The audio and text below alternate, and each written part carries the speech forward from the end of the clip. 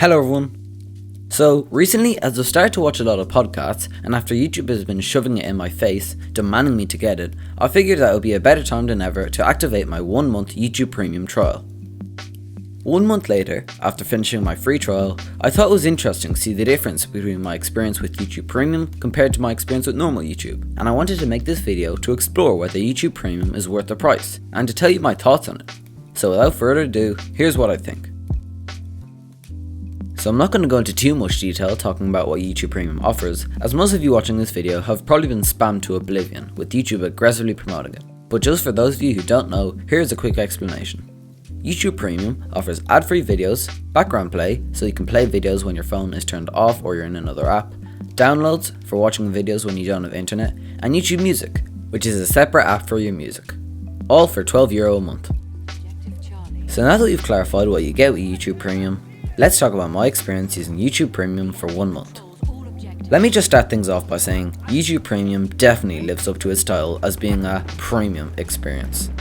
I absolutely love being able to manage my music on my PC and then being able to listen to it on my phone, instead of using YouTube for my music on my PC and another app for my music on my phone. It was so much simpler to just have all my music in one place, instead of having to add a song to 2 different playlists on my phone and my PC every time I found a song I liked, and it made life much easier.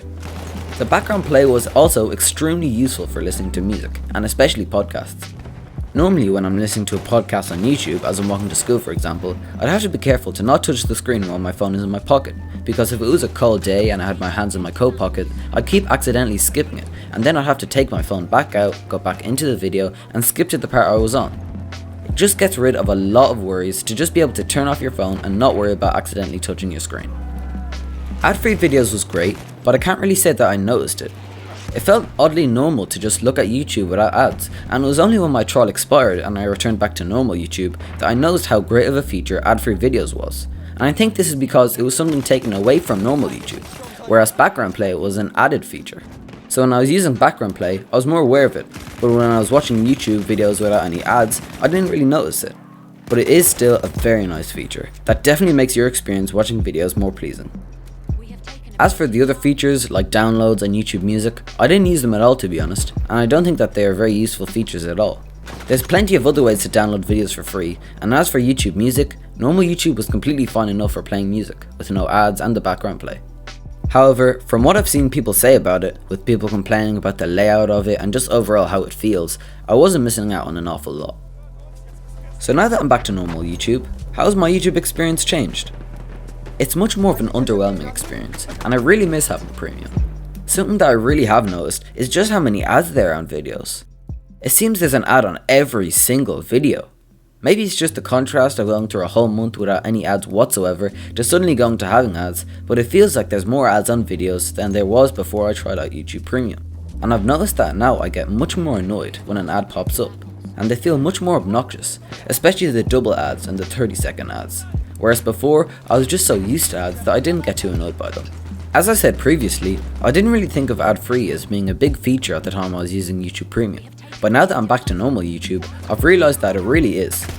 And don't get me wrong, I completely understand that ads are essential for the running of YouTube, and how YouTube couldn't be maintained at all without any ads. I'm just saying that as a viewer, I feel like there's a bit too many ads. I'm also really missing background play.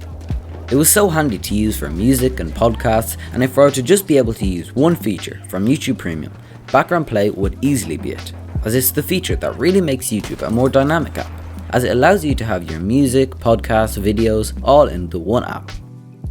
So, is YouTube Premium worth it?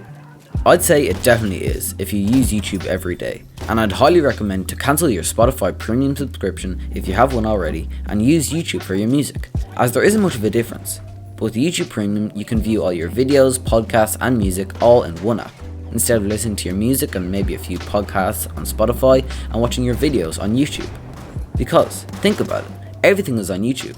Music, videos, podcasts, but on Spotify, it's mainly just music and a couple of podcasts that are also available on YouTube. YouTube has everything Spotify has and more, as there are loads of songs that aren't on Spotify that are on YouTube, because YouTube is way easier for creators to upload their music on. So I don't know why people restrict themselves to have a limited amount of media by getting Spotify Premium, when they could get YouTube Premium for just an extra €2 a month in Spotify costs, and I think the YouTube Premium price tag is justified considering how much more content you're getting compared to Spotify Premium. However, if you don't really watch YouTube a lot and are more into Netflix or just music, then I wouldn't really recommend getting YouTube Premium, as it's a bit too expensive if you're just going to use it for music, and in that case I'd recommend getting Spotify Premium instead, as it's cheaper. And the great thing about it is that you don't even need to take my word for it. You can activate your free trial for a month if you want to see how YouTube Premium feels yourself, and to see if you like it or not. But don't forget to cancel the subscription the day before your trial expires, or else YouTube will automatically charge you for the next month of YouTube Premium. Personally, despite how brilliant I've been saying YouTube Premium is, I don't think I'll buy it, as I think it's just a bit too expensive for me, and I think normal YouTube is acceptable enough. However, I think I would buy it if the family subscription was shortened down from 5 people to 3 people, for a cheaper price, as realistically the majority of families don't have 5 people using YouTube regularly, and only 2 or 3 would be using YouTube daily. So if it were shortened from €18 a month for 5 people to something like €15 a month for 3 people, I think I would get YouTube Premium. So thank you so much for watching this video. Before I get into anything else, I'd really like to give a big thanks to each and every one of you who watched my last video. The support on it has been incredible, and I truly appreciate everyone that watched it.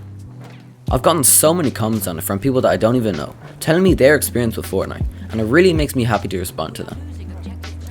As I'm scripting this video, the video is at 328 views, 28 likes, and 61 comments, which is insane, and I've gotten like 10 new subscribers from that video, which is a lot for me. And while I'm on the topic of subscribers, we're getting very close to 200 subs, and I want to make a special type of video for you guys to celebrate it. I can't put polls on videos anymore, and I don't have a community tab to post polls on, so what I think I should do is just ask in the comment section what you'd like to see me do for my 200 subscriber special. There will be a pinned comment at the top of this comment section, and if you want, you can tell me what you'd like to see me do to celebrate 200 subscribers. I'm editing this video now, and I just went over to my dashboard just checking things going, and I was at 198 subscribers, which was really weird because yesterday I got 4, so it's really shocked by that. I go out of my go to back and I go to dashboard, whammo, 200 subscribers. What the hell is going on? That happened in like 1 minute. I was told some sort of glitch in the YouTube system, but no, I went to Social Blade. It's at 200. Jesus, thank you so much. I'm in shock. So I guess there's no more waiting to do now. Thank you all. Next video we're gonna do a proper special, and so leave your comments down below. But oh my god, thank you so much. This is so mad. The support on the channel recently has been out of my comprehension. Thank you so much. What I have in mind is doing an updated setup video, as my setup has changed a lot since my first setup video, because that video was like a year and a half ago. So that's what I'm leaning towards doing, but I'm open to other suggestions, so feel free to let me know what you'd like to see. Anyway, thanks again for watching this video, and take care of yourselves.